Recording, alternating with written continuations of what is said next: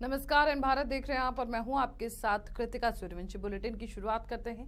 Delhi BJP के प्रदेश अध्यक्ष वीरेंद्र सचदेवा और दिल्ली बीजेपी ओबीसी मोर्चा के अध्यक्ष सुनील यादव के नेतृत्व में दिल्ली बीजेपी के कई बड़े नेता और कार्यकर्ताओं ने कांग्रेस मुख्यालय के बाहर कांग्रेस द्वारा पिछड़ी जातियों का हक छीनकर मुस्लिम समुदाय को देने की चर्चा शुरू करने के विरोध प्रदर्शन किया। इस दौरान बीजेपी के उपाध्यक्ष कपिल मिश्रा, वरिष्ठ नेता सुमित भसीन, ओबीसी मोर्चा के सैकड़ों कार्यकर्ताओं ने कांग्रेस मुख्यालय के बाहर विरोध प्रदर्शन किया। मौके पर वीरेंद्र सचदेवा ने कहा कि हम दिल्ली की 7 सीटें जीत रहे हैं। आम आदमी पार्टी और कांग्रेस ने एक झूठ का गठबंधन तैयार कर लिया है जिसको जनता नकार देगी।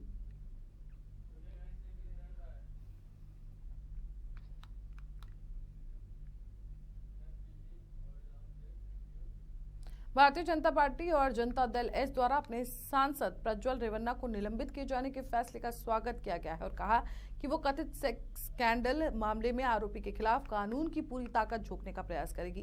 केंद्रीय मंत्री राजीव चंद्रशेखर ने मौके पर इस मुद्दे पर दोहरा और चयनात्मक रवैया अपनाने का आरोप लगाते हुए कहा कि बीजेपी की महिलाओं के खिलाफ अपराधों को कतई बर्दाश्त करने की नीति नहीं है।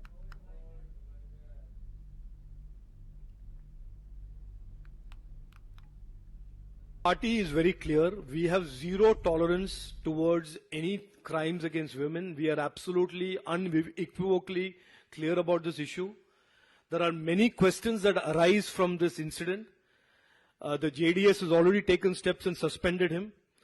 But there are many questions.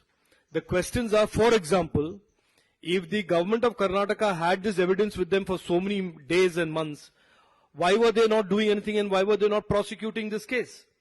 Why were they not protecting the women involved? These are legitimate questions that should be asked. Why is this Congress party demonstrating repeatedly double standards when it comes to crimes against women? Why Sandesh Kali is not an issue to be condemned? Why Neha Hiramat in Karnataka is not an issue to be condemned? Why is it that Congress party selectively, politically chooses crimes and criminals to either support or condemn? Our party is very clear.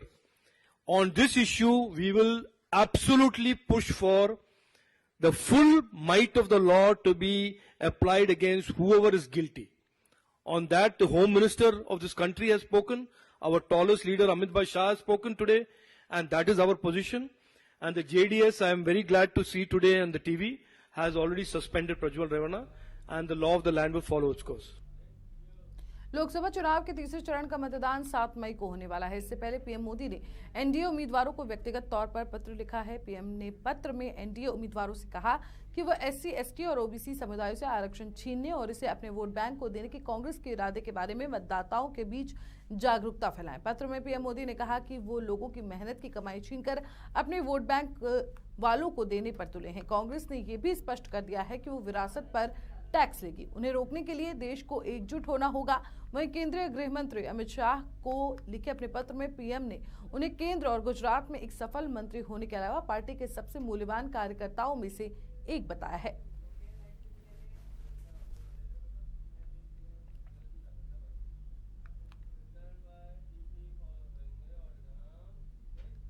Punjab के मुख्यमंत्री भगवंत मान ने आज Tihar jail में दिल्ली के मुख्यमंत्री अरविंद केजरीवाल से मुलाकात की। आपको बता दें कि 15 दिन के अंदर दोनों मुख्यमंत्री की ये दूसरी मुलाकात थी। अरविंद केजरीवाल से आधा घंटा मिलने के बाद भगवंत मान ने मीडिया से बात करते हुए कहा कि आज मैं तिहाड़ में सीएम केजरीवाल से मिलकर आया हूं। सबसे पहले परिवार की बातें हुई। मेरी बेटी जो नियामत अभी 1 महीने की हुई है, उन्होंने उसका हाल चाल पूछा। उसके बाद पंजाब के लोगों के बारे में, फसलों के बारे में पूछा। किसानों को पैसा मिलने में कोई दिक्कत तो नहीं आ रही या किसी प्रकार की कोई दिक्कत तो नहीं आ रही है, बिजली, पानी या फिर किसी और चीज की भी। इन सभी मुद्दों पर बात हुई।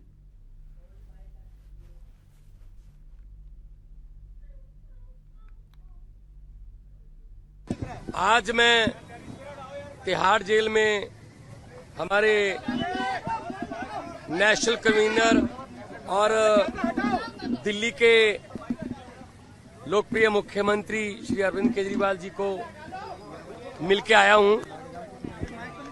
सबसे पहले परिवार की बातें हुई। मेरी बेटी नियामत जो कि अभी 1 महीने की हुई है, उसका हालचाल पूछा, कैसी है वो। उसके बाद पंजाब के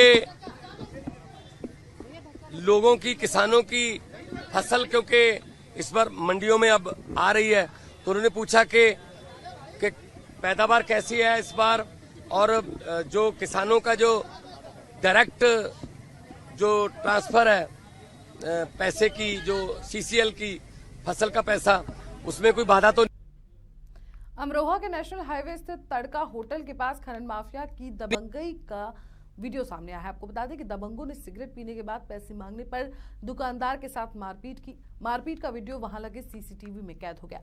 तो वहीं खनन माफिया जिले में दबदबा कायम करने के निजी नेता के गनर के साथ फोटो वायरल कर रहे हैं।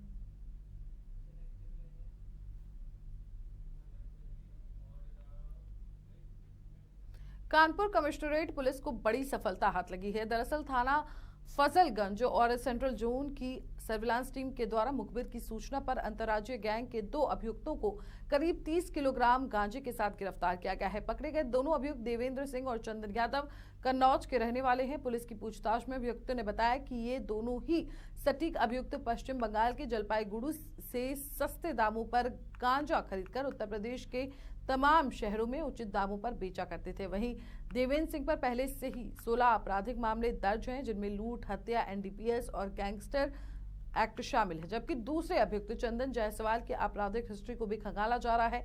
वहीं इस ऑपरेशन को अंजाम देने वाली पुलिस टीम को 25,000 रुपए नगद पुरस्कार देने की भी घोषणा की गई है।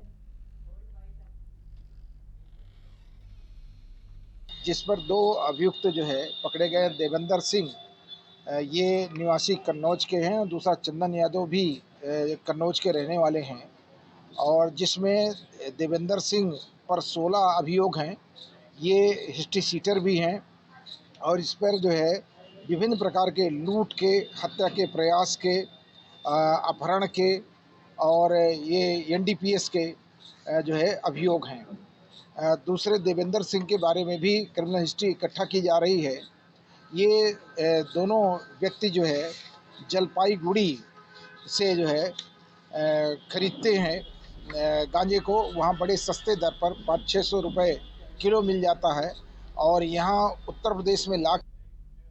खबर लखनऊ के हजरतगंज थाना क्षेत्र से है, जहां महिला कैदियों को लेकर कोर्ट जा रही पुलिस वैन में अचानक से आग लग गई। देखते ही देखते आग की लपटें चारों तरफ दिखाई देने लगी। आपको बता दें कि गाड़ी में 9 महिला कैदी सहित 23 लोग मौजूद थे। सभी पुलिसकर्मी हादसे के बाद किसी तरह से अपनी जान बचा पाने में सफल हुए। लोगों की सूचना पर मौके पर पहुंचे दमकल कर्मियों ने 2 गाड़ियों से आधे घंटे की मशक्कत के बाद आग पर काबू पाया।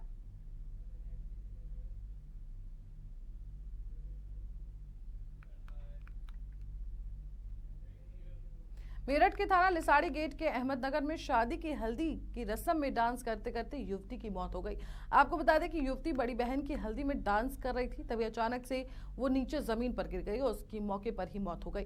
तो वहीं युवती की मौत से घर की खुशियां मातम में बदल गई। युवती की मौत का कारण हार्ट अटैक बताया जा रहा है। हादसे का वीडियो सोशल मीडिया पर वायरल हो रहा है।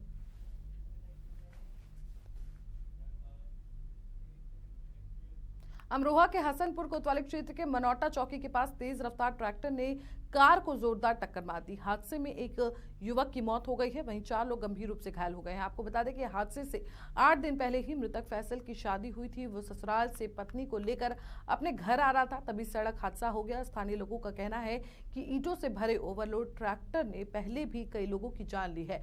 सूचना पर पहुंची पुलिस ने शव को पोस्टमार्टम के लिए भेज दिया है और मामले की छानबीन में जुट गई है।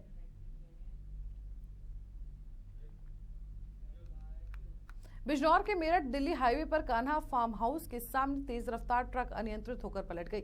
हादसे में अनियंत्रित ट्रक की चपेट में कार आ गई, जिसमें अचानक से आग लग गई। कार में सवार कार चालक को स्थानीय लोगों की मदद से बाहर निकाला गया। हादसे में एक युवक की दर्दनाक मौत हो गई है, तो वहीं कार चालक की हालत नाजुक बताई जा रही है। फिलहाल चालक को अस्पताल में भर्ती कराया गया है। सूचना पर पहुंची पुलिस मामले की छानबीन में जुट गई है।